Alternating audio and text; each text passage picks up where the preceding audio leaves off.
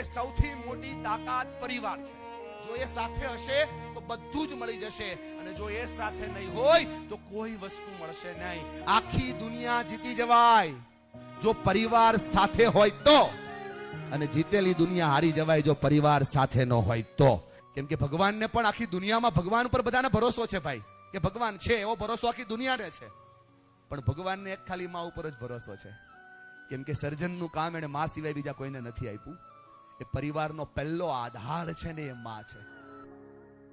માડી તારા કોળે માથું